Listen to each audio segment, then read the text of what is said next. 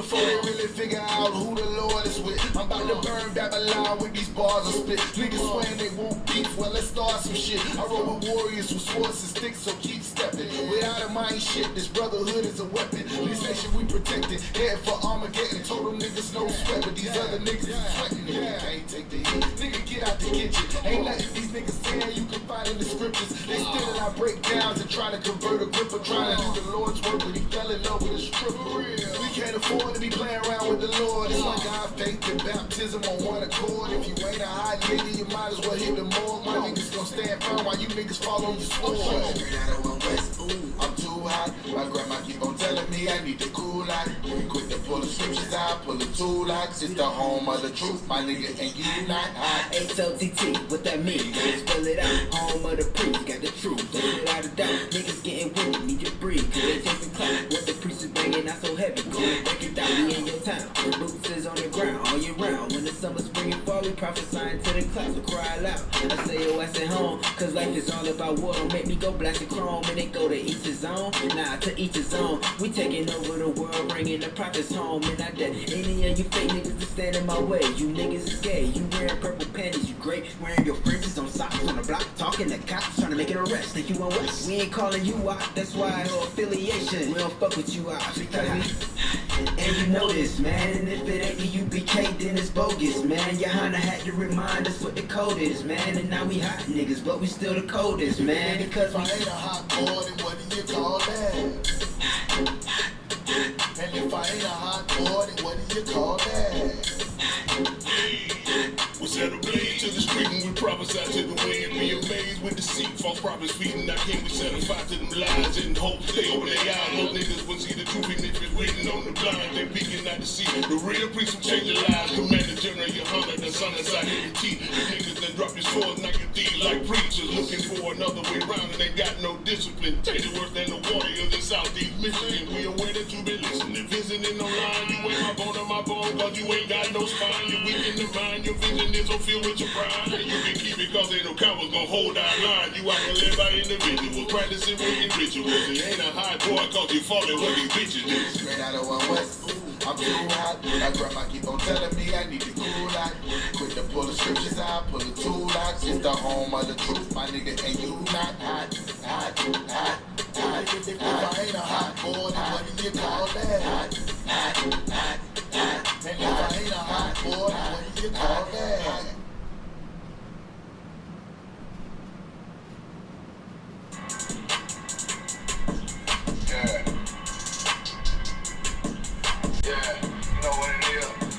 For the rapper, busy man, shit, nigga.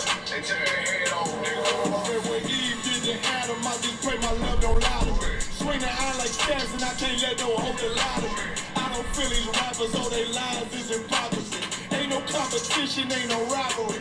Niggas think I'm playing, I only one word they saying, this shit light work. If Muhammad one of us, he might lose his life first. Circle up and stay alert. Another cop to stretch the nigga. He ain't demon, it's an exorcism. Watch I bless the nigga. You took that open blood, then you know I'm gon' get active with ya. Fuck the opposition, I see vision. Let me paint the picture. Rappers claim they spin, I ain't listening. Is it effective? If revenge was a woman, now I stole that bitch like Jacob. Wild war, we gon' run the summer. It's gon' be historical. Are they making plays? Made them niggas call the audible. Ask who run this shit, but that question is rhetorical. Bitch, I'm the one, me cookies with the oil. I'ma get them crackers, hell, should've never kidnapped my family. I can't do better. Bet I be the last nigga standing. Do a life sentence for my niggas, pray you understand it. I might put a switch on this Glock and call it young gang. How you real trigger on them dots? You a bird feeder, claiming he a demon. What's a demon to a cold nigga? When he say something, I ain't hear him. This shit life work. Oh, who got this gun? It's about who gon' up that fight first. I turn a bad situation to a game change. 3 soldiers from the dead, just raised up the chain frame. Shots, I'ma look like Aaron Jones when I run it. Never bite the hand and speak, so you will never get that hand back. He bitchin' about 10%, I don't wanna hear none of that. He drop a sword, fuck him, just make sure you get that cover back. Look around, he ain't with us, probably cause he never was. Now my chin like you with your angles for your covers. Everybody wanna be Richard Porter, God kill him like Alpo. Play if he want, he's laying in the trunk like Lee Malvo. A certified rubber Nice ass nigga, I am not a toy. Hey, out with that hollow stuff. Yeah, this the river court. Feel like Gullah Jack when I'm in Fayetteville, you feel your boy. Still up on my brain, still I think that's all that I do. The way I get that boy lost, they gon' start to call him Elroy. Fuck his gang, pop out on them demons like I'm Hellboy.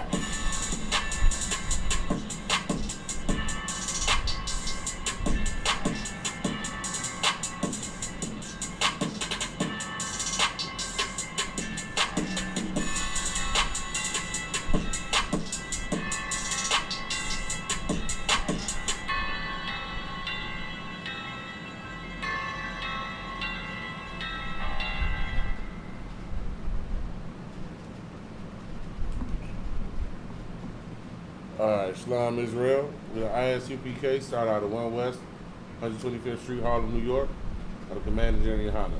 Since 1969, we've been teaching so-called blacks, Hispanics, and Native Americans the truth of the Bible. Right? We're located here, 5261 Delmar Boulevard, Suite 8, St. Louis, Missouri, 63108. Right here on the corner of Delmar and Union. Right? We have classes every Tuesday, Wednesday, and Friday from 7 p.m. to 9 p.m. Right? And Sabbath service every Saturday, of course, from 10 a.m. to 12 p.m. Right? Every Sunday, we got Sharpen the Sword Radio from 11 a.m. to 1 p.m. Right? Captain DeGauga Bar takes on, you know what I mean, any questions, any challenges, you know what I'm saying, any dispute, right? We you know, Commander Johanna, you know, he had, you know, different captains, different generals, you know what I mean, go out there just to see if, you know what I mean, if somebody can actually come up against the UPK and actually have a chance. Because the problem is, you know, most people find out, they think they know something. Right, then they come up against the men of the Lord, and they realize they didn't know anything, right? Their knowledge was based on nothing, right? And they find out that the UPK is the only place where the truth is, right? So if you have any questions about classes, right, or the radio show, the phone number you want to call is area code 314-696-8288. Again, that's 314-696-8288.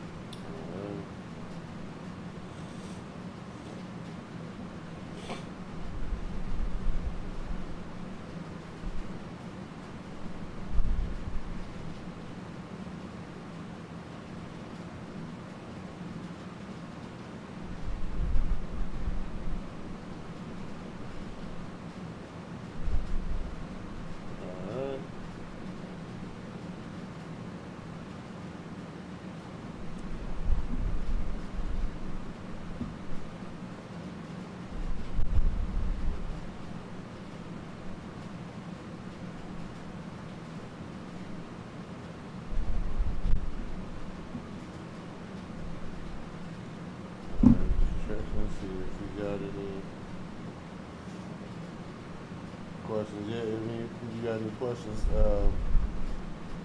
about the topic of class tonight, go ahead and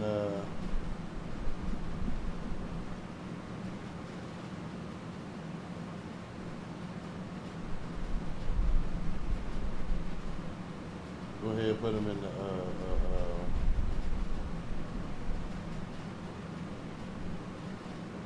comment section. Right, we about to hop into the topic.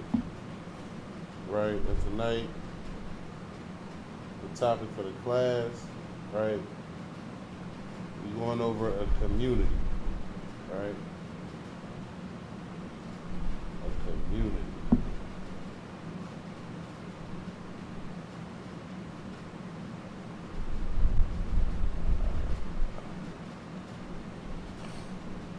All right.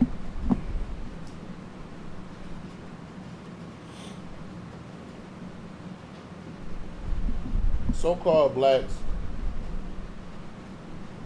I'm gonna be honest, so-called blacks mostly, right? Hispanics and Native Americans had the same problem, but it is more so prevalent in what's the so-called black community, right? And what we notice and see about a lot of these curses, right? They affect one tribe more than they affect another tribe, right? And there's always a reason for that, right? Everyone's heard of the phrase, cut off the head and the body will follow, right? And we know that Judah is the head tribe of the nation of Israel, right? So if you can cut certain things off from Judah, right, that trickles down and affects the rest of the nation of Israel, right? And of course, there were attempts and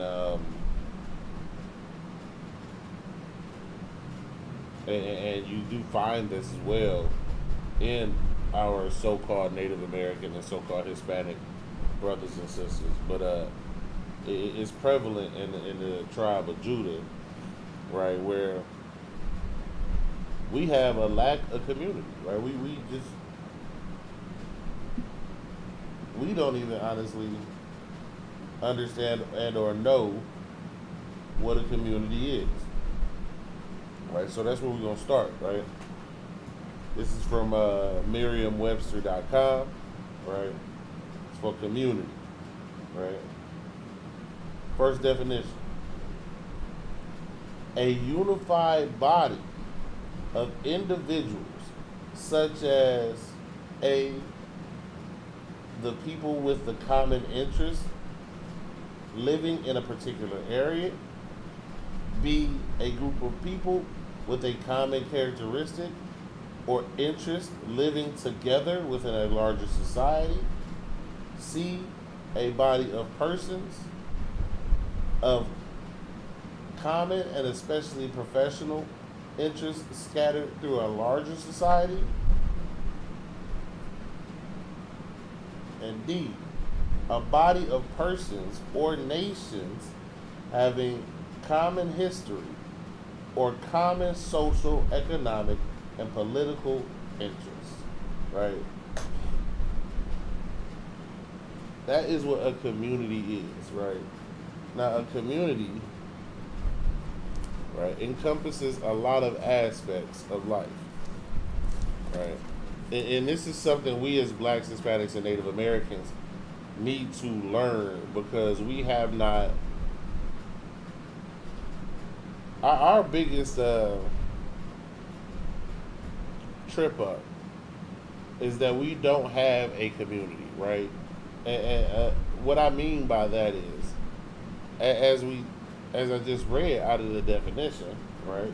I'm gonna go back to that part again real quick, where it says a unified body of individuals. Right? So to be a community in the first place, to even call yourself a community, you have to be unified, right? You have to be together, and there is no unity without a common standard. All right, so one of the things we as blacks, Hispanics, and Native Americans try to do is, come up with and define our own personal standards and our own personal moral code based off of what we believe and how we think, right? But that's not the way it's supposed to be, right? That's not the way it's supposed to go. All right, let's hop into these scriptures real quick. All right. And we starting out tonight, tonight's class in the book of Deuteronomy, the 10th chapter, starting at the 12th verse. Right?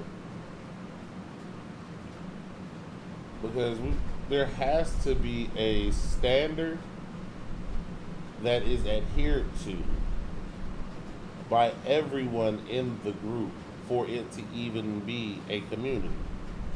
Right? There are certain requirements to even be considered a community, one of which is being a unified body. Right? So let's see what the standard is. All right, now this is the standard for every so-called Black, Hispanic, and Native American. All right, this is the basis, this is the foundation, and this is the beginning of our community. Right? The book of Deuteronomy, the 10th chapter, and the 12th verse. And now, Israel, what doth the Lord thy God require of thee, but to fear the Lord thy God, to walk in all his ways, to love him, and to serve him. And to serve the Lord thy God with all thy heart and with all thy soul. Verse 13. To keep the commandments of the Lord and his statutes, which I command thee this day for thy good. Now, this is the standard that is set before, every Black, Hispanic, and Native American, right? This is the foundation of our community, right? That we serve the Most High God, that we fear the Most High God, that we walk in the ways of the Most High God. This is the beginning of our unification as a people, because there is no other way we can be unified, right? We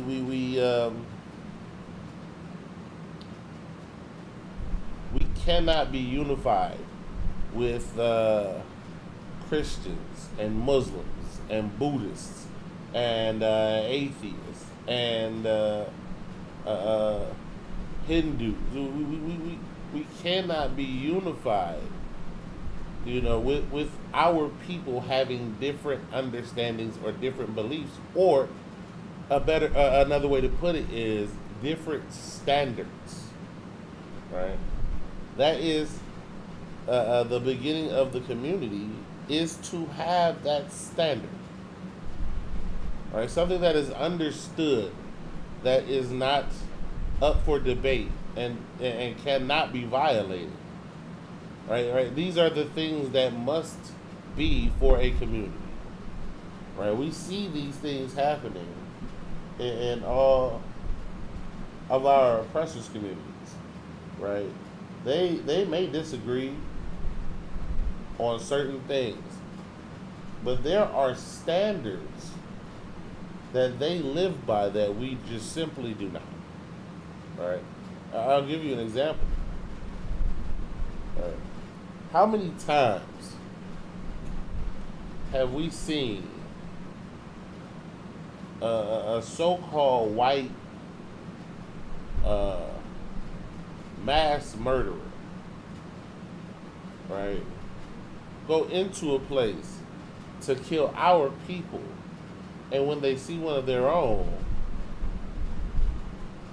they apologize. They quickly move the gun and get their finger off the trigger. And then when the police arrive, instead of mowing them down the exact same way they would do any so-called Black, Hispanic, or Native American, they take them in unharmed. Because there is a certain standard, a certain way that they expect to be treated by their own people, and they receive that treatment. No matter what they do, no matter what they've done, they still receive that same treatment that you will never get from trying to be with or join to them. That is because they understand a community, and we do not, as a people. Right? Where is it? research article, right? Because our people who are in the world, right? This is not, and you know that's the most beautiful thing about the truth, right? The facts that we bring up and we bring out in the truth can be independently verified through secular sources when you do the research. Right now, of course, we understand, you know, there's biased research everywhere. We get that. However, when you look up our references and the articles that we pull and the sources that we pull, all the information has been sourced, right? All of the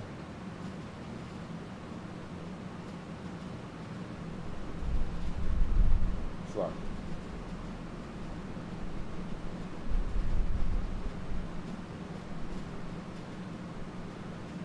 Yeah. All right. All of the references have been sourced, right?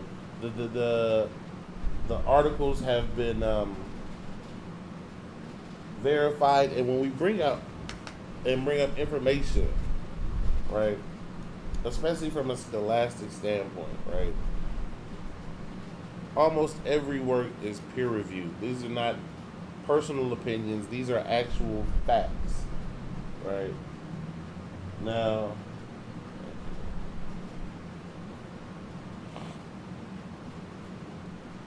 let me get to this article, right, real quick. Talking about us being in all these different religions and all these different quote unquote ways of life, right? Being LGBT, Q, I, P, L, A, F, G, whatever they call themselves, whatever new letter they want to add on, you being in that, having those, having that alternative lifestyle, right? To where you don't have to, where you believe you don't have to subject yourself to the same standards as people around you, right? Where you marry outside of your nation because you believe that you don't have to be unified with your people. And again, this is a condition that is suffered by the so-called blacks, Hispanics, and Native Americans, and mainly because, you know, the Most High God gave us the law, statutes, commandments, right? And without this community that He gave us, right, we die, right? So let's go ahead and let me read this article real quick. All right.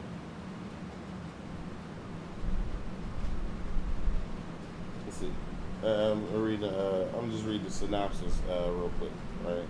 This article explores William Julius Wilson's contentions about community cultural traits by examining racial differences in middle-class neighborhoods' levels of social cohesion.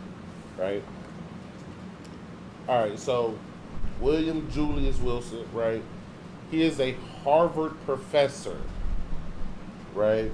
And he specializes at Harvard, you know, on urban sociology, race, and class issues, right? And he's also a published author, right? And the source for this specific article, right, is from let's see, scholarworks.wmich.edu. This is from the this article is from the Western Michigan University's database, right? So again, these are scholastic opinions written by those who have studied the factual numbers of how this works out, of how these things work out, because they spend entire 20, 30, 40-year careers simply gathering data on these issues, right? So let's see what it says. Let's see what it says further in the synopsis, right? specifically, we explore the perceived difficulty of these actions as opposed to the general pessimism about their outcomes as a potential explanation for low levels of instrumental collective action in black middle class neighborhoods. So what that's talking about is they are taking into the account, right, that so-called blacks, Hispanics, and Native Americans know we not about to get a fair shake, right? Know that we can go in there and put in twice the work and maybe get half of what our counterparts who are our oppressor, what they get, right? So this is ruling all of that out, right? Because we all know that these people, that this is a concept that we understand as a people, right? So even ruling out our predilection to leaning on that as a reason, right? So let's keep reading. Our results indicate that regardless of other neighborhood factors, majority black neighborhoods have low levels of social cohesion. What does that mean, right? In the neighborhoods that we are in, have low social cohesion. What does that mean? That community is not a community. They are not cohesive. They do not fit together. They do not go together because we are not socially involved in our own neighborhoods. And I'm going to start using the word neighborhoods and gathering places, because what we have is not a community, right? Let me keep reading. We also found that this racial disparity is statistically explained by shared perceptions about the amount of effort required to engage in group action in different neighborhoods. These findings emphasize that residents in a majority black area and the well-informed perceptions accompanying it affect the lived experience of neighbors, even when they are middle class. So what is that saying? That is saying that we are so divided, right? And when it's saying that we're middle class, what they're saying is, even when we're not concerned about our neighbor who looks like us being in a situation, in a condition where they are desperate enough to believe that stealing from us is the only way they can provide for their own home, even when that is not a concern, we still do not come together, even in the places where we live. And we are the majority in those places. Right? Let me keep reading. Racial differentials in urban neighborhood environments represent a historically well-studied phenomenon. Right? This is unnormal. This is not a thing that happens with other nations. That is why it's a phenomenon. Right? Everything that happens isn't a phenomenon. The things that are outliers, the things that are abnormal, are the things that are phenomena. Right? I think that's pretty much all I needed in that article. Right?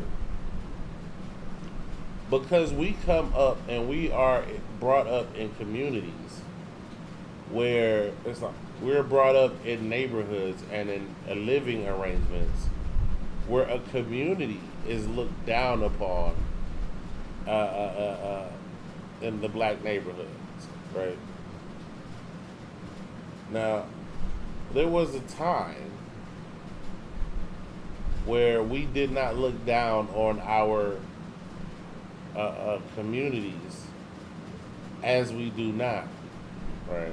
There was a time before our communities were destroyed and reduced to the state that we have now, to where we simply have living arrangements, right? We have inhabited clusters, right? These are not communities,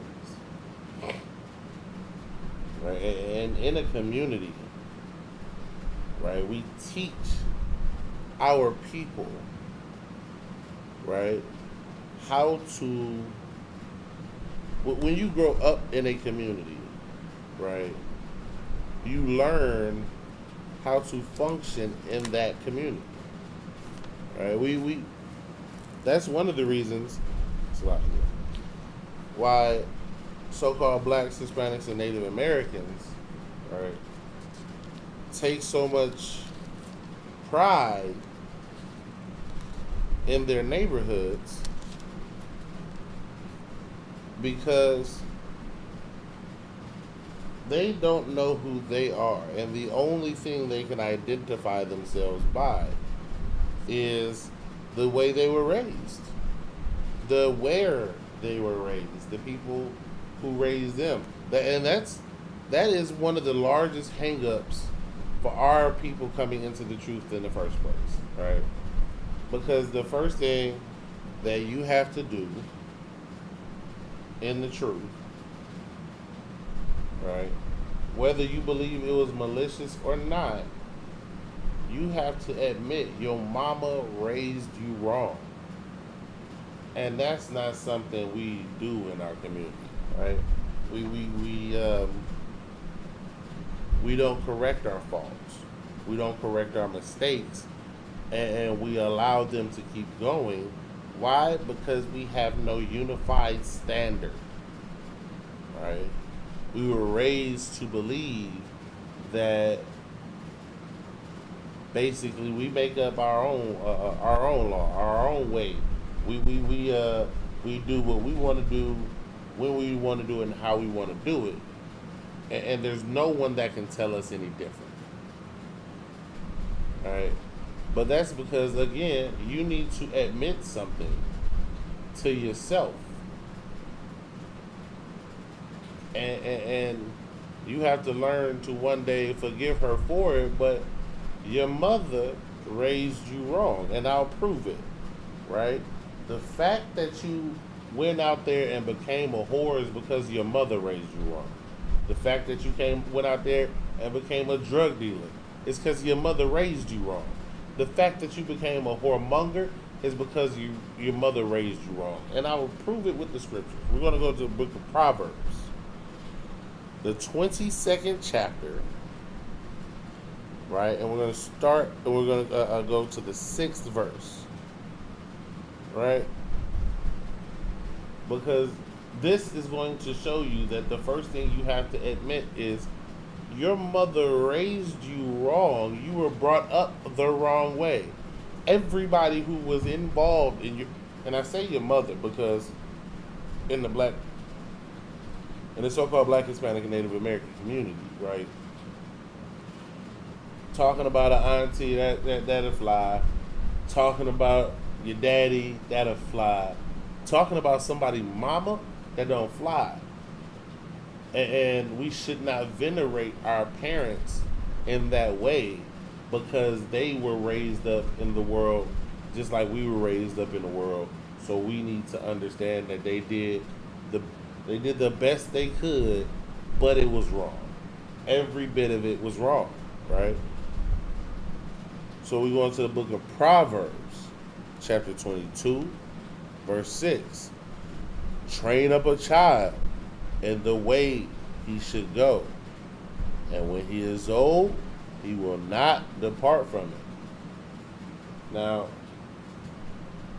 so-called Christians of the so-called Black, Hispanic, and Native American community. They don't, we know that scripture from early childhood.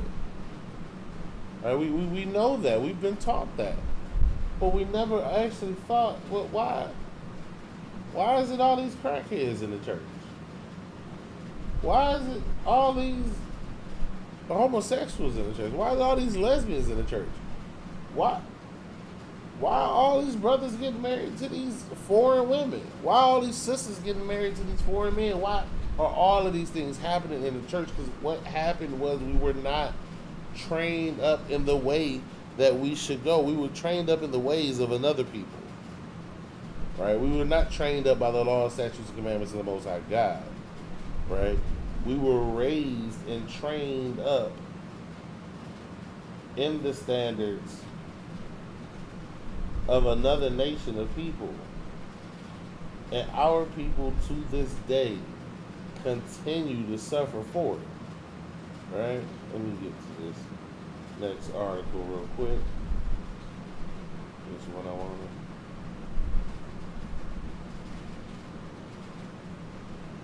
Alright, I'm gonna just read a little bit out of here. Right, this is from the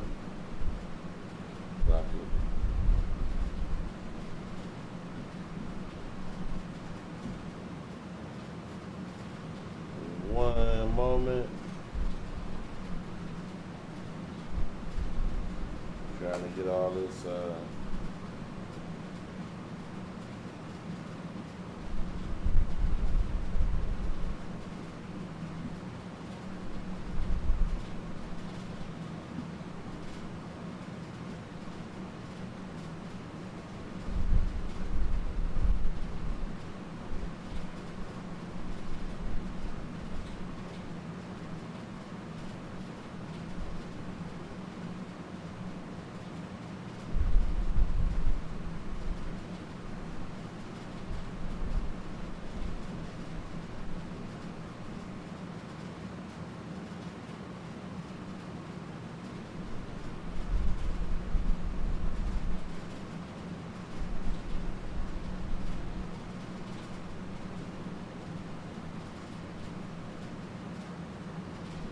Alright, so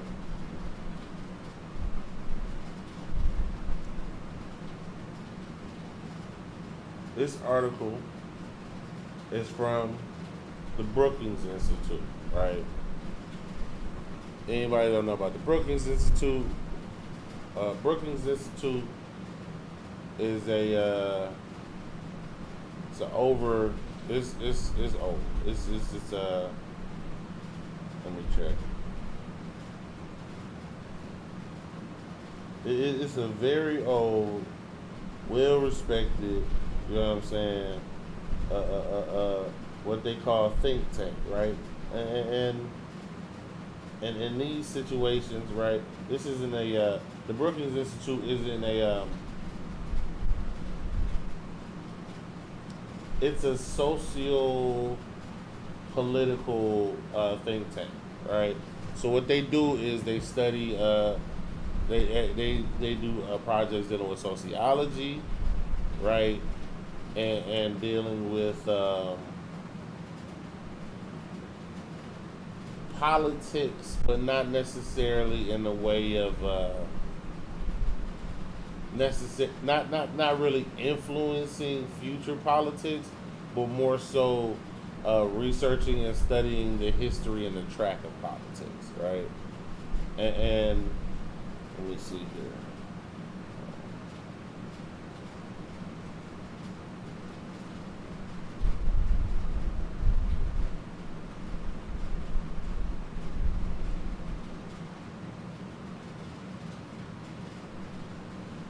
Alright, let me see. Okay. Brookings Institution is 106 years old, and I'll do it this way. An academic analysis of congressional records from 1993 to 2002 found Brookings was cited by conservative politicians almost as often as by liberal politicians, earning the score 53 on a scale of 1 to 100 100 representing the most liberal score, right? So this is a straight down the middle, right? Even by Edomite standards, this is the straight down the middle, socio-political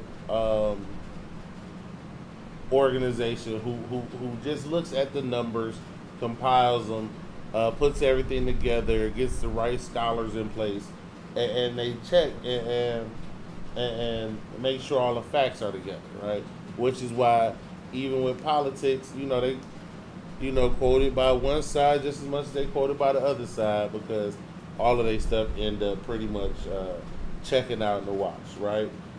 So let's look and see from this article they got called seven findings that illustrate racial disparities in education. Because see, what happens is we turn our children over to another nation of people, right, and trust them to raise up our children in the ways that they should go. When we take our kids to the Christian church, we're turning our children over to another nation of people, right? So they can train them up in the ways that they should go, right? When we take our children to that Christian church, they're not learning the truth of the Bible. They're not learning the truth of what the Most High God says, right? They're learning what their oppressor wants them to know, right? When they go to the public school systems in every one of our cities, guess what? It's the exact same thing, right? They give you one of the shortest months of the year and throw the same exact people in front of our kids every single year, right? And why is that? Because there's a set script. There's a certain people that our oppressor wants us to learn about, wants us to study. They don't want us to study those in our nation of people who rose up against them. They don't want us to study that. They don't want us to study, about our people that wanted us to stay separate and to separate from them. They don't want that, right? So what they do is they teach your children what you they teach your children what will hurt you and benefit them, right? Let's read this article a little bit, right?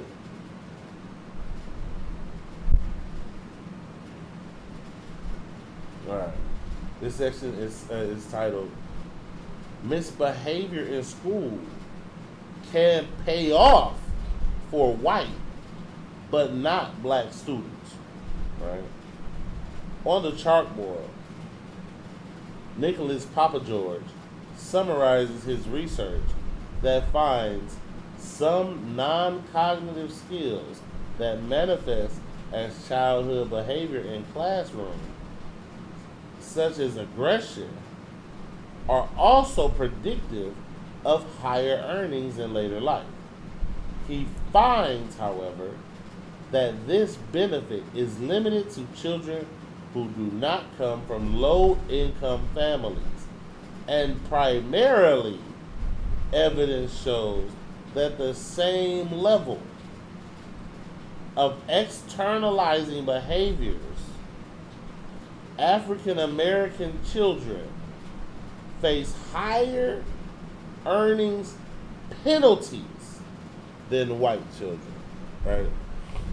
What is this article saying, right? The article is saying that studies show that when a so-called black man does the same thing his so-called white counterparts do, he is penalized for that behavior, while the oppressor is rewarded for that behavior. This article, these studies by these institutions, it is telling you cannot be a part of their community. You cannot live by the same standards that they live by. You cannot live by the same guidelines that they live by, right? And when we raise our children in this educational system, well, they want to emulate those who are succeeding.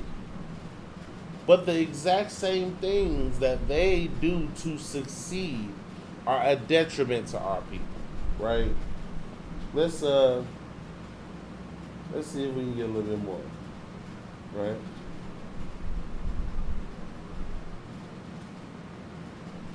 There we go. White and Asian students are more likely to be exposed to advanced classes. This does not mean that they are more likely to get into advanced classes. They're more likely to be exposed to them. See that is the greatest and the most amazing hidden secret on this planet, right?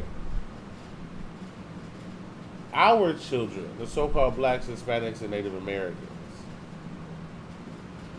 are dumbed down by the educational system that we've been subject to since we've been here. Right?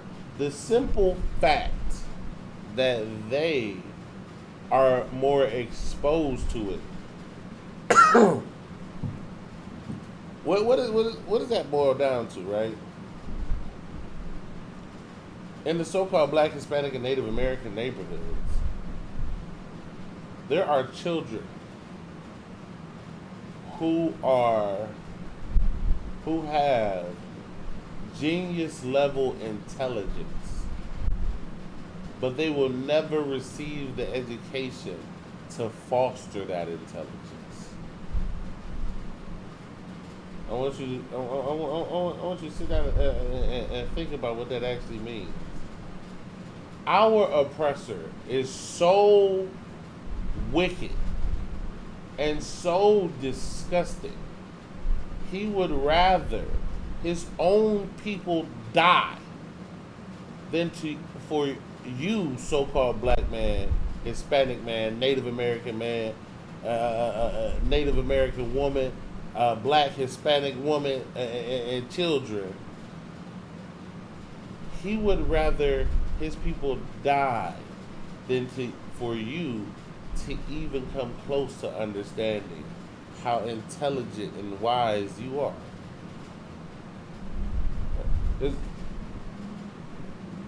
Facts are facts, right? Without any education, traditional education, our people designed and built this nation, and almost every single modern day comfort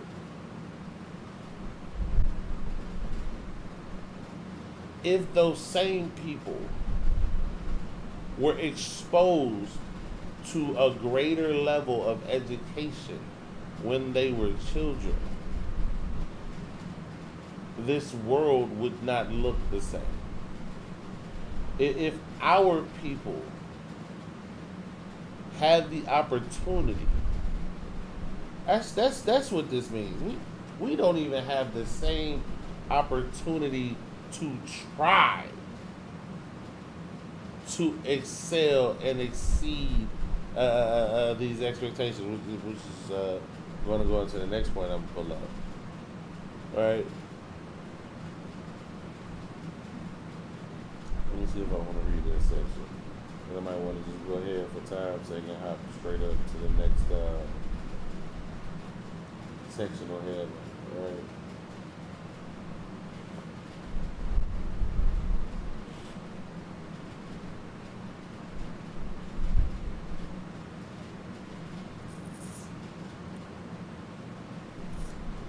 All right. I'll read a little bit of this. The practice of tracking or offering qualified students the opportunity to take advanced level courses apart from their fellow students is more prevalent in suburban middle-class communities and in schools serving white and Asian students, and less prevalent in urban schools and schools serving predominantly black, Hispanic, or quote disadvantaged populations. Right? Now, what is that saying? Right? Because you live in the ghetto, you live in the barrio, you live on the reservation, you don't get this opportunity. But if you live in a trailer park, right, and you're a welfare queen,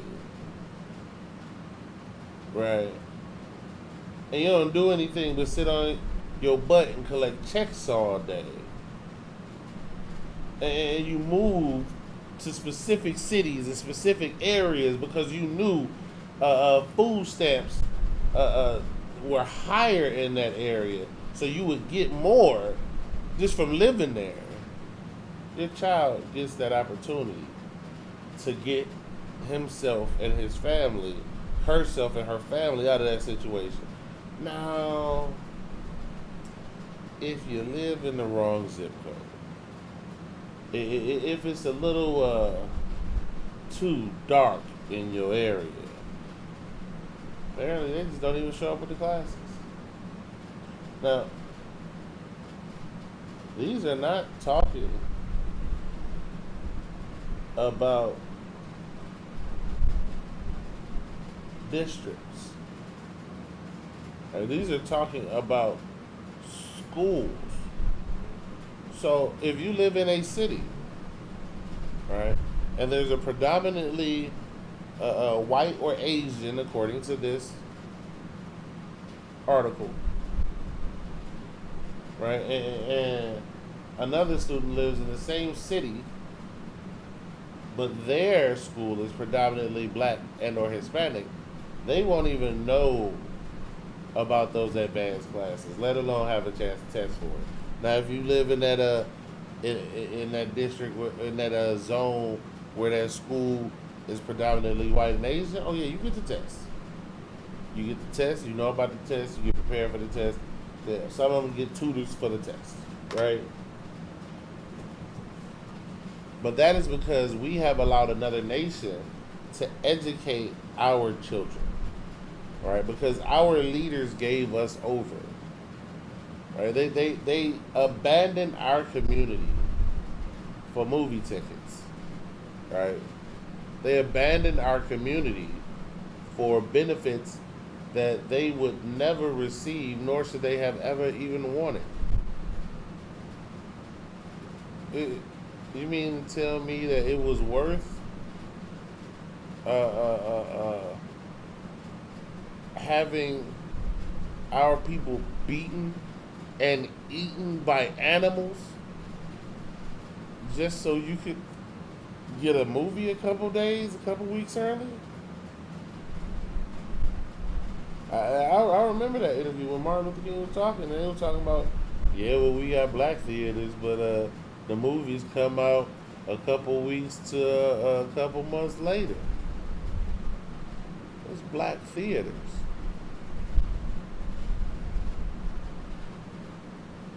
But then wait, right? It is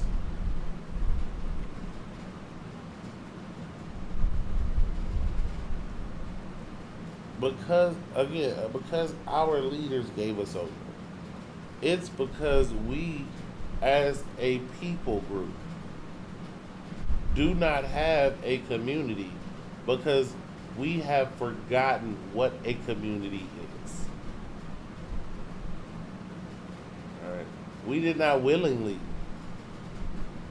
forget what a community is, but we have forgotten. Our oppressor beat it out of us. Your community is a part of your culture, right?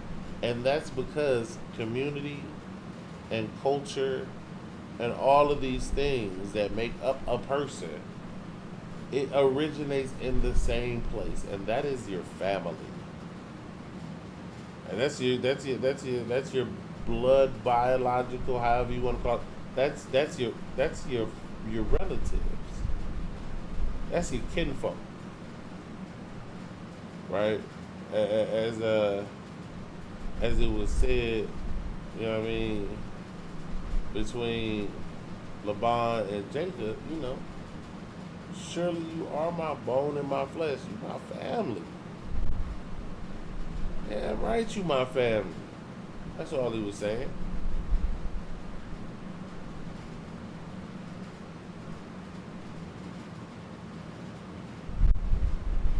Right?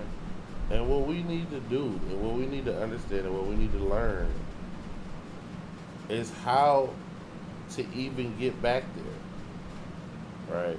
First thing we need to do is get rid of these leaders who have been a terror in our community, right? These Al Sharpton, Jesse Jacksons, and now coming up, what's the name of Benjamin Crump? Right? These are not the leaders who will save our people from our situation, right? We go into the book of Isaiah in the 56th chapter, and we start at the 10th verse.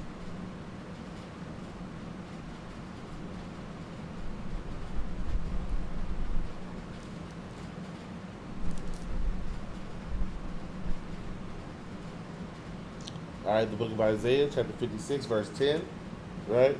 It reads, His watchmen are blind. They are all ignorant. They are all dumb dogs.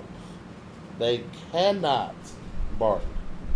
Sleeping, lying down, loving to slumber. Verse 11, yea, they are greedy dogs, which can never have enough. And they are shepherds that cannot understand. They all look to their own way, every one for his gain from his porter. Let's go ahead and break this down and get a greater understanding of how our community ended up in the way that it did. Right? It starts off by saying his watchmen are blind. See, the people who have led us as a nation, the individuals who have led us as a nation, have led us into this destruction. Martin Luther King is the blame for the ghetto. I'll repeat that one more time. Martin Luther King is to blame for the ghetto. Martin Luther King and his movement created a state to where our people would be disjointed from their own people, striving to connect with the oppressors. Right? It says they are all dumb dogs to be dumb, right, in this situation.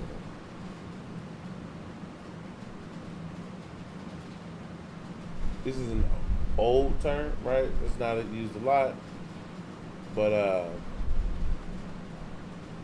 yeah, it's lucky. Let me hop back. Let me hop back into the lesson real quick.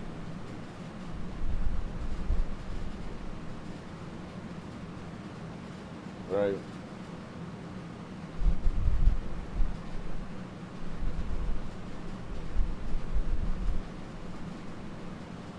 Right. They cannot bark. Right. That's lucky. I mean, it's like I thought it was. So, the old term, right, being deaf and dumb, right? Deaf, can't hear, dumb, don't speak, right? Right, they're all dumb. They don't say anything, right?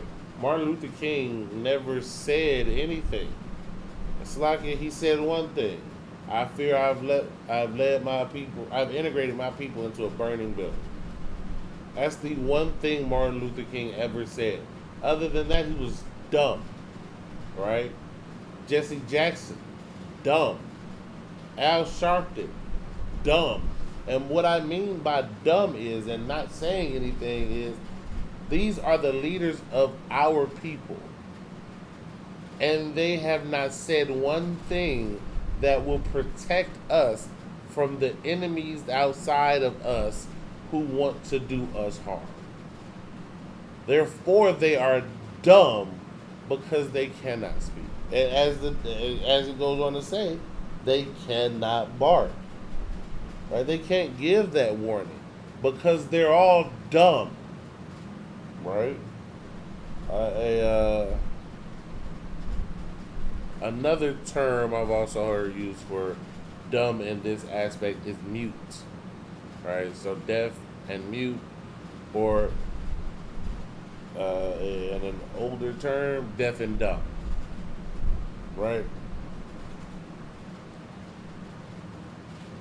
And that is the perfect description of the so-called leaders of the so-called black community, right? Because these are not leaders, right? These are people who are,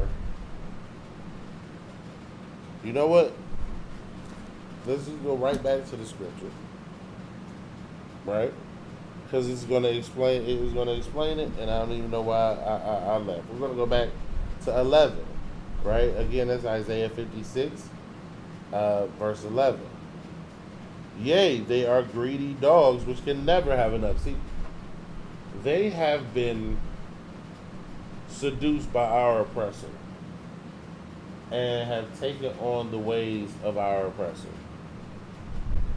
right? And our oppressor is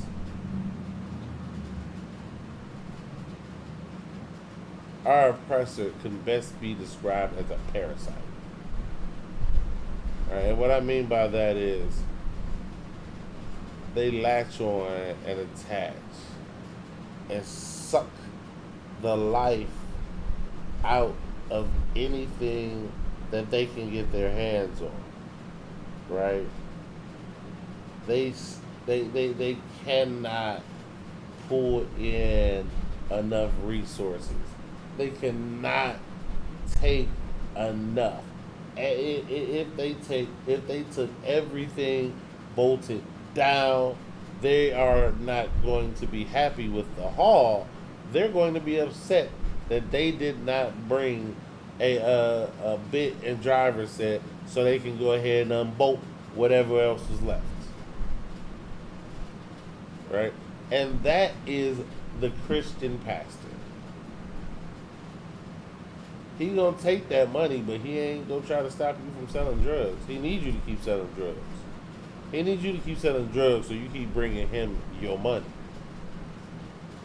You stop selling drugs and you feel like you're getting on the right path, and you feel like you actually doing something with your life and it's pleasing to the Most High God. His money dries up. He knows that you know that what you're doing is wrong, but he will not stop you. He will not give you warning. He does not care.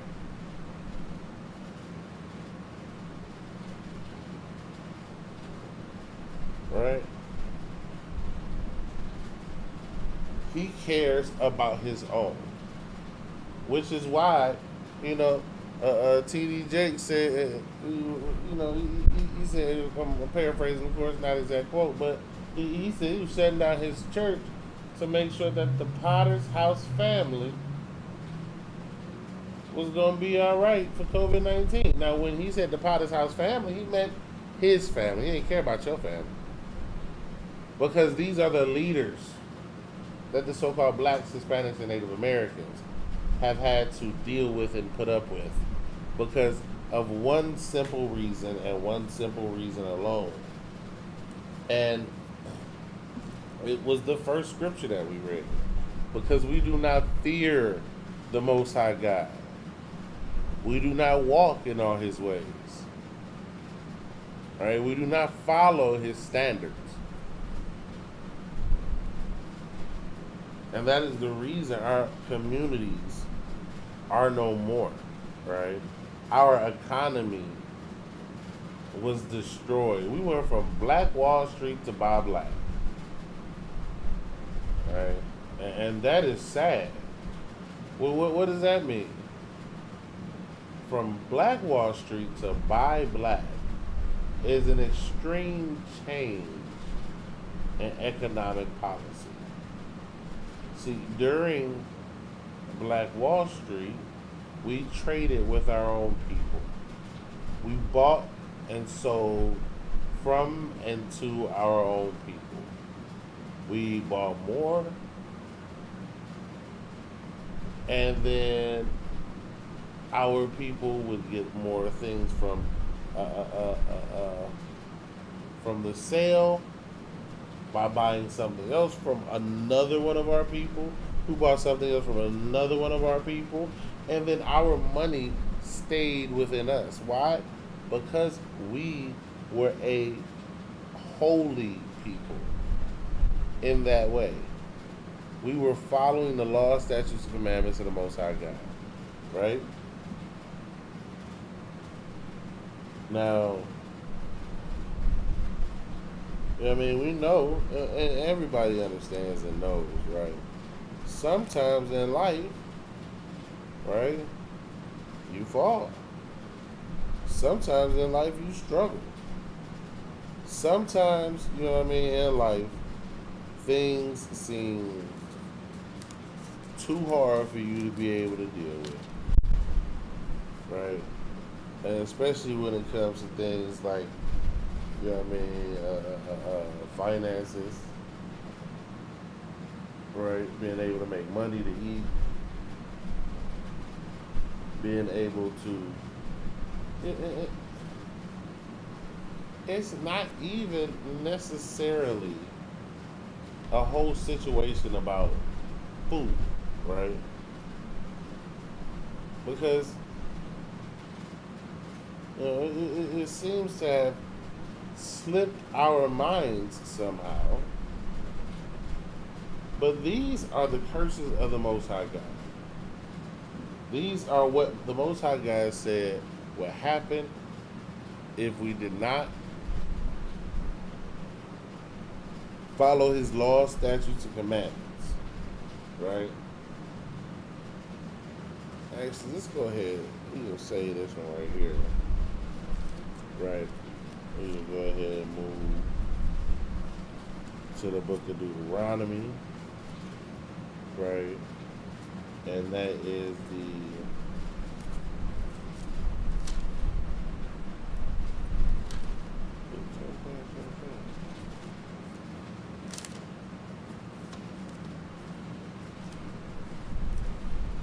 so I'll bear with me just one moment. Right? Trying to get this.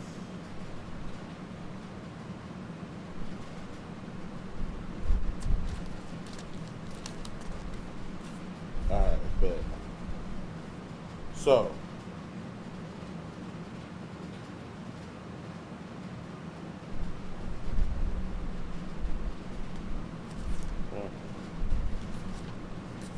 right. So, again, these are punishments. That's a punishment from the Most High God, right? And we have to understand that to break these punishments, the only way we can do that is by following the law, statutes, and commandments of the Most High God. All right? It's a lot. All right, so we're going to hop into the book of Deuteronomy, the 28th chapter. You know, I'm sure most people, if not all people listening to this, are very familiar with the 28th chapter of Deuteronomy. Right? So we start at the 43rd verse. Right? And we'll make it on down probably to the 44th. Right? And it reads, the book of Deuteronomy, Slocky. The book of Deuteronomy, chapter 28, verse 43. The stranger that is within thee shall get up shall get up above thee very high, and thou shalt come down very low. he shall lend to thee, and thou shalt not lend to him. He shall be the head, and thou shalt be the tail. See, these are not good things. These are curses from the Most High God.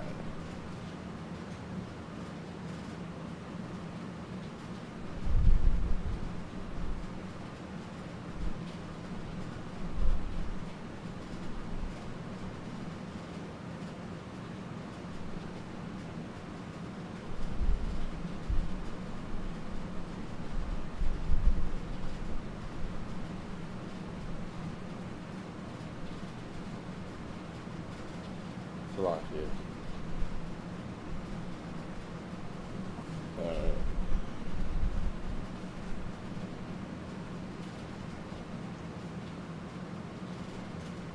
Let's see if we getting close to the time, so we're gonna go over these last couple scriptures real quick.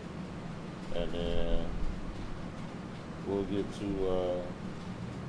we'll make a part 2 where we get to the vocabulary words, you know what I'm saying, that go into describing and talking about aspects of a community, right? Because at the end of the day, right, a community is another word for a brotherhood, right? You cannot have a community without brotherhood or sisterhood. It's not a community in that case, right?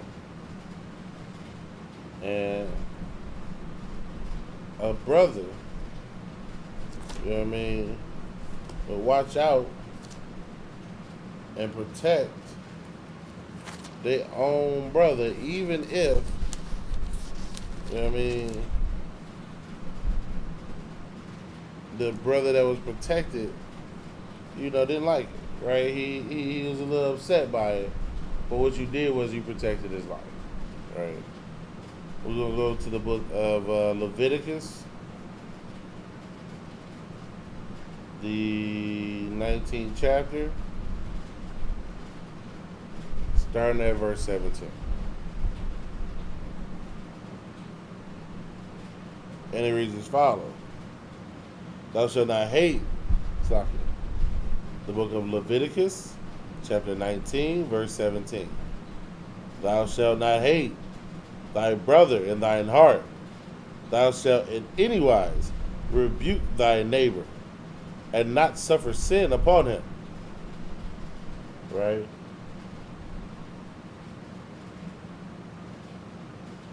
Verse 18. "Thou shalt not avenge nor bear any grudge against the children of thy people, for thou shalt love thy neighbor as thyself. I am Yahweh." Right? So what does this mean, right? Why did I go to the part where it says, "Do not hate your brother"? You know what I mean? In thine heart. Because we hold grudges and we hold things against our people for so long, right? They pretty much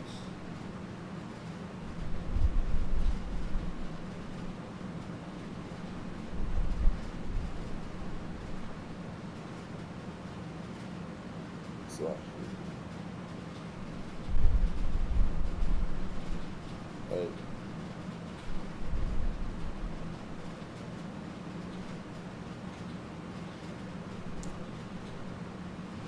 we're supposed to love each other, and that is the basis of a community, is that love, right? And I don't mean like an emotional type situation. We supposed to have fear for our God, and because we have that fear for our God, we are supposed to hold. We're supposed to look at our brothers and sisters and hold them to a higher standard, right? You don't treat, you know what I mean, a sister who's in here who's learning and taking back her culture and following the law, statutes, commandments of the Most High God, you can't treat her the same way you would treat a woman in the world, right? We have to understand that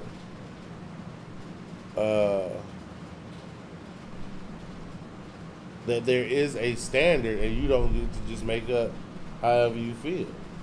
You don't get to just do whatever you want to do because you feel that way, right? Let's see. All right. And another big problem in our in the so-called black neighborhood, right, is every dude that walk outside with a microphone think he a priest, and that is horrible, right? That is what our leaders have done to us. That is what the Christian church has done to us.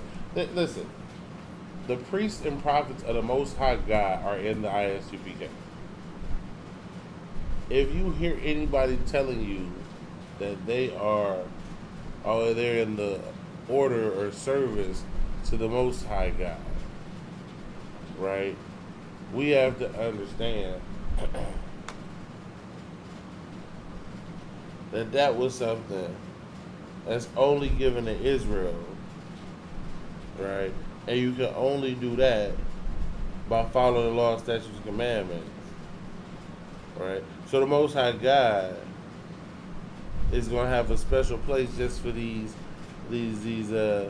so-called pastors, right, who do nothing but lead the sheep astray. Right? We need correct leadership and one governing body. Right? I think that's good. Right? Yeah, that's perfect. We're going to go to the book of Isaiah, chapter 30 and verse 20, right? And it says, "And though the Lord give you bread of adversity and the water of affliction, yet shall thy teachers, yet shall not thy teachers be removed into a corner anymore, but thine eyes shall see thy teachers," right? This is talking about how, you know what I mean, before 1969, you know what I mean, our people were only still doing exactly what they've been taught by our oppressor. But since 1969, you know what I mean, the Most High God has decided, you know, that our teachers would not be in the corner anymore, right? And the teachers that the Most High God has set up for us, the one body that the Most High God is even dealing with, is the ISUPK under Commander General Yohana, right? And that is something that we have to understand, and we all have to agree to for us to even have or be in a community. Scripture said, how can two walk together unless they agree? Now, when you want to go have your so-called unity camps and don't none of y'all agree on anything, you're not walking together, or you don't have the same ways, you're not doing the same things. Y'all are not a community. Y'all, you're still two individuals. Right?